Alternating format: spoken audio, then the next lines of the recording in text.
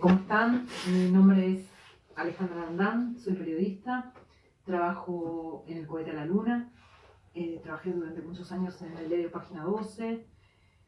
Menciono también el diario porque empecé a cubrir los juicios de lesa humanidad en ese contexto.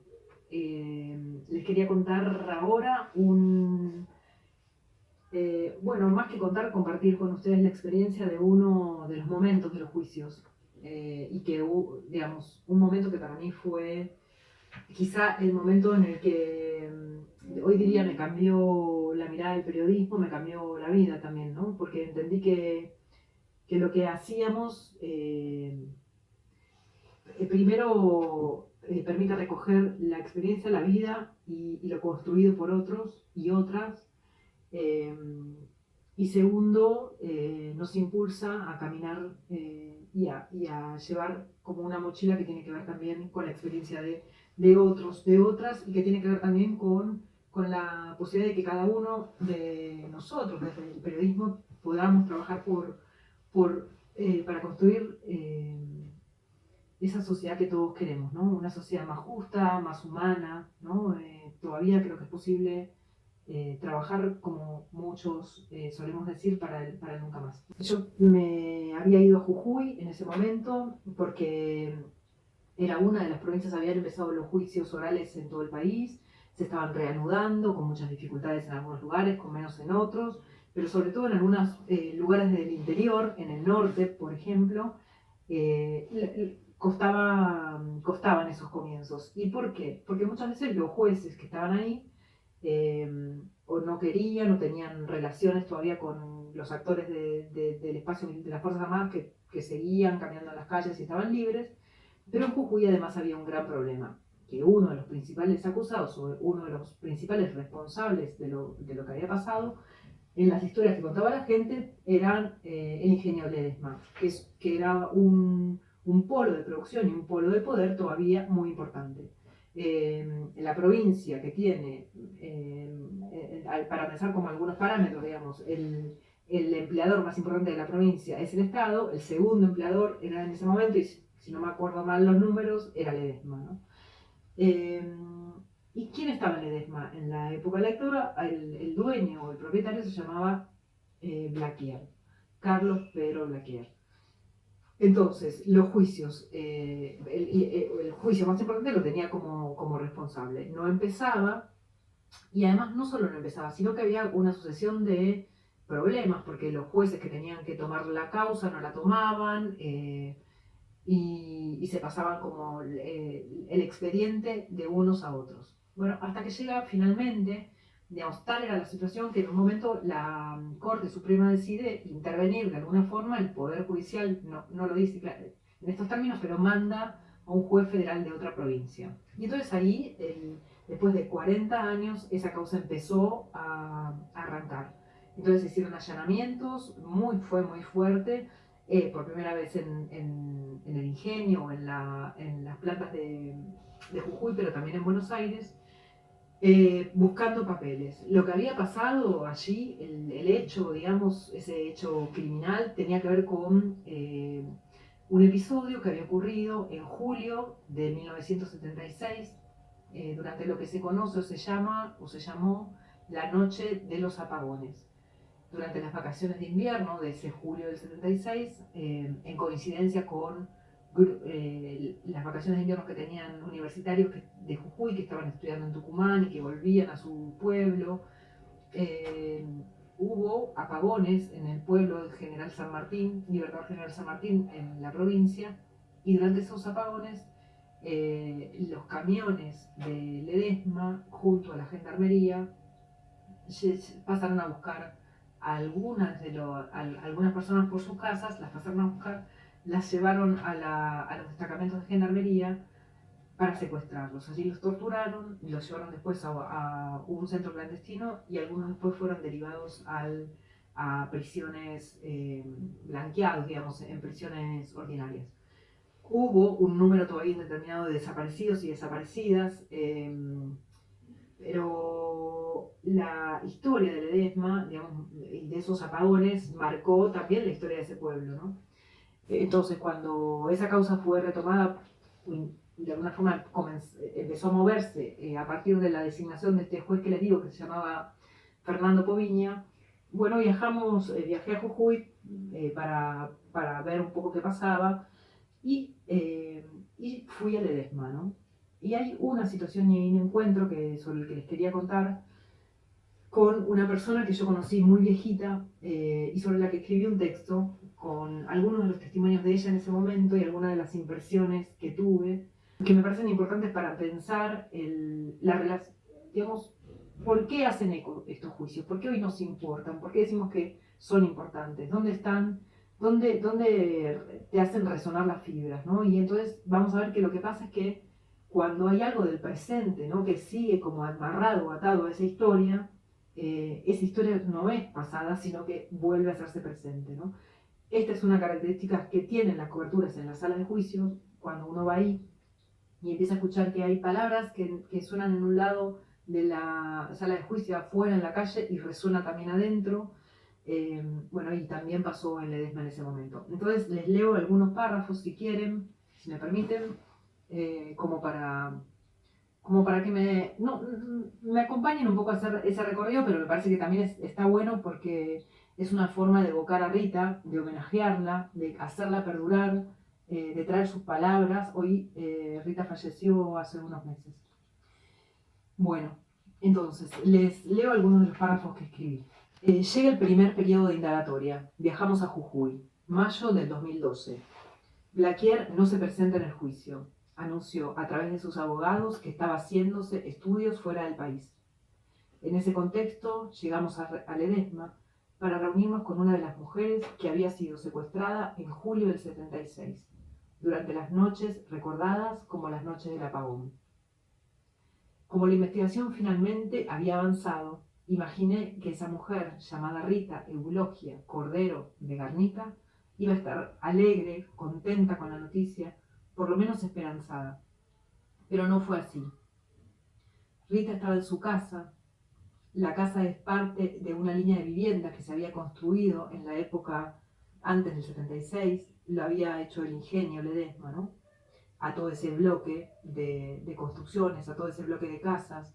El ingenio solía decir en su defensa, Blaquier solía decir en su defensa que habían sido tan buenos y habían funcionado tan bien, casi como un gobierno socialista, que habían hecho esas construcciones, ¿no?, como financiamiento para los obreros. Pero en realidad no decía que esas construcciones eran una obligación que les había pedido el Estado. Rita apareció en el patio, entonces arrastraba un bastón. Estaba casi ciega. Y lo primero que dijo fue que si yo me acercaba bastante, ella podía llegar a verme por el costado de un ojo. Conmigo había un abogado de los organismos y un viejo periodista. Con ella, 2 mujeres. Le preguntamos qué sentía en ese momento. Y ella dijo: es lo que siempre decía yo. Este se va a mandar a mudar en cualquier momento, por Blaquier. Yo sabía que se iba a mandar a mudar, y no sé si va a llegar al juicio. Es mi conciencia que me dice así. Ahora no sé, otros piensan de otra forma. Rita tiene varios desaparecidos. Antes del golpe detuvieron a su marido, Agustín Donato Garnica, dirigente del Sindicato de Obreros de Azúcar de Ledesma. Luego del golpe secuestraron a su hermano y el 20 de julio los vehículos que levantaron a un número aún no definido de personas se la llevaron a ella y a 2 hijos, Miguel Ángel y Domingo Horacio Garnica. Rita estuvo secuestrada en el centro clandestino de Guerrero. Luego pasó a la cárcel de Devoto y fue liberada en marzo del 77. Su marido estuvo 7 años en la cárcel y salió. Sus 2 hijos, en cambio, siguen desaparecidos.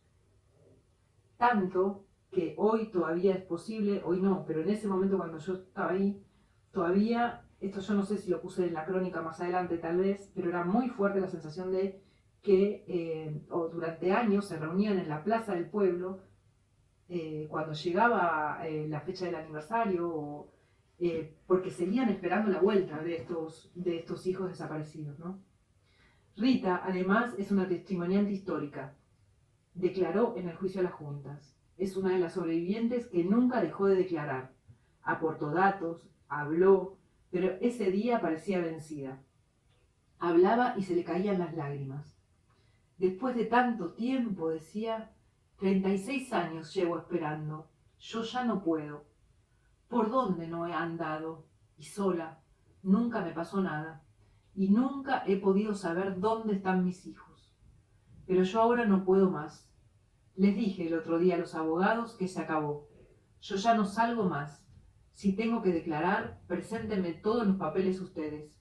No puedo caminar, no puedo andar. No puedo caminar, no puedo andar. ¿Qué voy a hacer? Y son 36 años, ¿no? Y si en 36 años no se ha hecho nada. Yo ya estoy perdiendo la esperanza. Viviré con el recuerdo de mis hijos y nada más. Que los mataron. ¿Qué se va a hacer? Todos nos quedamos mudos. Y de pronto, una de las otras dos mujeres que estaban con ella empezó a hablar. A decir que también ella la habían secuestrado el 21 de julio del 76 a la madrugada. Se puso a llorar. Nos contó que se había acercado a la comisaría del pueblo porque habían detenido a uno de sus hermanos. Pero cuando entró no la dejaron salir. Mientras hablaba lloraba como una niña. El abogado que estaba conmigo le preguntó si alguna vez había dicho eso a la justicia, si la había denunciado, y si estaba dispuesta a hacerlo. Pero ella dijo que no estaba dispuesta, que no lo había hecho y no estaba dispuesta. Yo tengo miedo, dijo, porque demasiado ya he pasado. Yo la he pasado horrible. Nosotros no dormíamos. Y les voy a leer el texto de ella porque de alguna forma recrea lo que pasó. Pasaba una noche, cortaban la luz. Pasaban 2 días, cortaban la luz y llevaban a otro. No sabíamos si nos tocaban a nosotros, o a otros hermanos, o a mi esposo, que casi se lo llevaron también. Yo tenía a mi chiquita de 10 meses, y no lo han llevado a mi esposo no sé por qué, porque tuvo un Dios aparte. Si no, esas criaturas hubiesen terminado, solas. Cuando yo llegué de vuelta a mi casa, estaba mi esposo con la casa toda dada vuelta. Y él me dijo, a mí me tenían atado, yo tenía miedo. Después iba a esperar a mis hermanos a ver si aparecían o no aparecían, como hacíamos todos, como se hacía con los que venían de la guerra. Ahí íbamos a la plaza, íbamos desesperados para esperar a ver si ellos volvían. Los hermanos están desaparecidos. No volvieron. Mientras la mujer hablaba, adelante nuestro pasó una camioneta de Ledesma. Eso yo me lo acuerdo patente, ¿no? Estábamos en el patiecito de Rita, las 2 mujeres, el patio de tierra, el pueblo, y adelante nuestro pasó por el cerco esta camioneta de Ledesma, ¿no? El ingenio estaba cerca, el patiecito daba la línea de la calle. Los trailers seguramente se usaban para los traslados de mercaderías en ese momento, ¿no? Pero en ese momento tendían, en esa escena para mí, tendieron un puente entre pasado y presente. Hace unos minutos Rita nos había contado que en esos días había conseguido algo de dinero extra porque había alquilado el patio de su casa, el patio de la casa, cuando estábamos nosotros ahí, nos dijo que había alquilado el patio a un vecino para que ponga un coche. Pero también nos dijo que cuando empezaron las noticias por el juicio de Blaquier, este hombre vino y le dijo, me voy, y se fue. Luego pasó otro vecino a decirle, tenga cuidado, porque los dinosaurios andan sueltos. Y le nombró, en ese momento, habían pasado ya algunos años, pero le nombró a Julio López, como si tuviera actualidad. Así me dijo Rita, y yo le respondí, y bueno, una vieja menos. Él estaba sentado ahí y yo acá. Si me llevan, que me lleven. Lo lamento, porque se van a quedar mis otros hijos y mis otros nietos por criar. Eso es lo que siento. Le dije que a mí no me hable más de esas cosas, que si quería preguntar vaya a otro lugar. Se fue, no volvió nunca más ese vecino. Para mí, esa escena abría preguntas sobre la justicia y abre preguntas sobre la justicia. Una pregunta clara sobre la falta de justicia.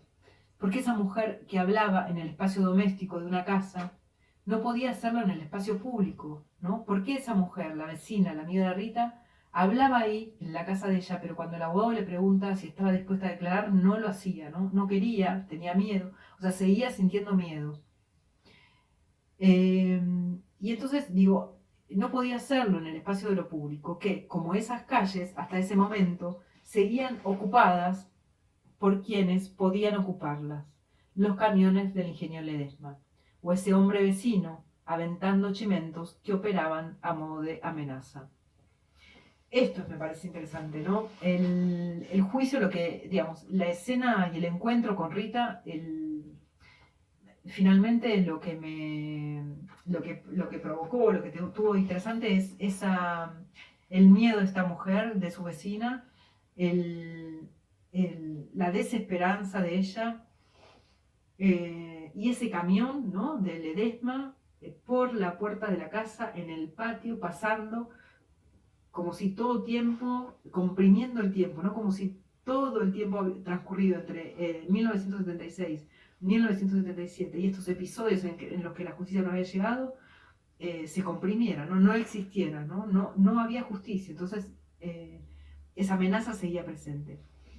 Me parece que si tengo que pensar o dejar o hablar o decir algo sobre los juicios, creo que quiero decir esto, ¿no? Que nosotros tenemos en esos espacios la posibilidad de seguir escuchando, de seguir convirtiéndonos de alguna forma en testimoniantes, en recoger ahora lo que Rita estuvo diciéndonos durante todos estos años, ¿no? Para que podamos volver ahora nosotros a tomar esa palabra y a seguir diciéndolo. Bueno, me despido acá. Quiero agradecer a la Comisión por la Memoria de Zona Norte, también por este trabajo que están haciendo en cuarentena, para poder seguir con actividades que movilicen, que nos movilicen y que de alguna forma nos permitan seguir cuidándonos, ¿no? Y en comunicación. Y cuidándonos me refiero también a lo que pueda significar el cuidado de palabras como las que acabo de leer, que me alimentan a mí misma y me parece que también vuelven a traer al presente a esta mujer, a Rita y a su reclamo de justicia. Chao.